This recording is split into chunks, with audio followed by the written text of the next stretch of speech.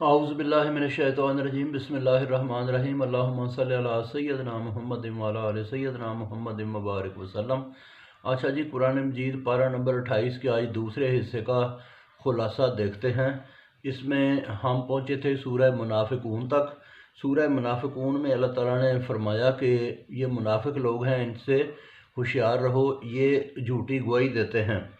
پھر ایک منافق کا ذکر فرمایا، عبداللہ بن ابی، جس کو ایک دفعہ نبی پاک صلی اللہ علیہ وآلہ وسلم کے پاس بلانے کے لیے ایک صحابی گیا، تو اس نے کہا کہ جی میں نہیں آتا، میں بالکل ان کی بات بھی مانتا ہوں، نماز بھی پڑھتا ہوں، زکوٰۃ بھی دیتا ہوں ابھی، اور میں کیا کروں؟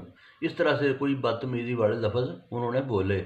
تو اللہ تعالیٰ نے فرمایا کہ یہ لوگ کس طرح کے لوگ ہیں، یہ جو تکبر کرتے ہیں اور آپ کی خدمت میں آنے سے گریز کرتے ہیں۔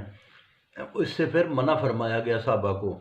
تو اس کے بعد یہ فرمایا کہ اے لوگو، یہ مال اور اولاد یہ تمہیں اللہ کی یاد سے غافل نہ کر دے۔ پھر آگے سورہ تغابن شروع ہوتی ہے۔ اس میں اللہ تبارک و تعالیٰ کی توحید پاک کا ذکر ہے کہ جو کچھ ہے سب اللہ کا ہے، جو سب اللہ تبارک و تعالیٰ جانتا ہے، اور اس نے حکمت اور مقصد کے تحت پیدا فرمایا۔ پھر آگے ایمان والوں کو تنبیہ کی گئی کہ تمہاری اولاد اور تمہاری بیویاں یہ تمہارے لیے آزمائش ہیں۔ پھر یہ بتایا کہ اللہ تبارک و تعالیٰ کی راہ میں جو بندہ خرچ کرتا ہے، اللہ تعالیٰ اس کے اجر کو بڑھا دیتا ہے۔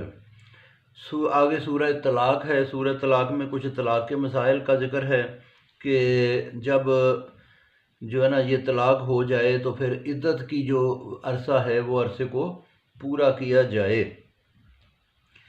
آگے سورہ تحریم ہے۔ سورہ تحریم میں جو ہے نا وہ اللہ تبارک و تعالیٰ نے جو ہے نا یہ واقعہ بیان فرمایا۔ یہ نبی پاک صلی اللہ علیہ وآلہ وسلم کی بیویوں میں سے جو ہے نا وہ ایک دو بیویوں نے اس طرح کی کوئی سازش تیار کی کہ نبی پاک صلی اللہ علیہ وآلہ وسلم زیادہ دیر تک کسی بیوی کے پاس نہ رکیں۔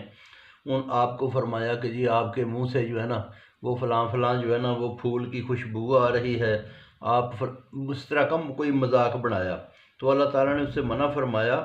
اور پھر آگے ذکر فرمایا کہ دو نبی جو ہے نا وہ ان کی عورتیں جہنمی ہیں، حضرت نوح علیہ السلام کی بیوی اور لوط علیہ السلام کی بیوی۔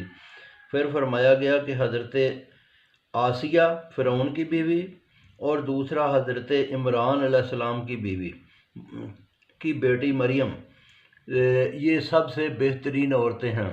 تو اللہ تبارک و تعالیٰ نے اس طرح سے عورتوں کا ذکر فرما کے اپنے نبی پاک کی عزت کو محفوظ کیا اور ان کو ادب سکھایا۔ تو بہت شکریہ جی، باقی پھر سناؤں گا۔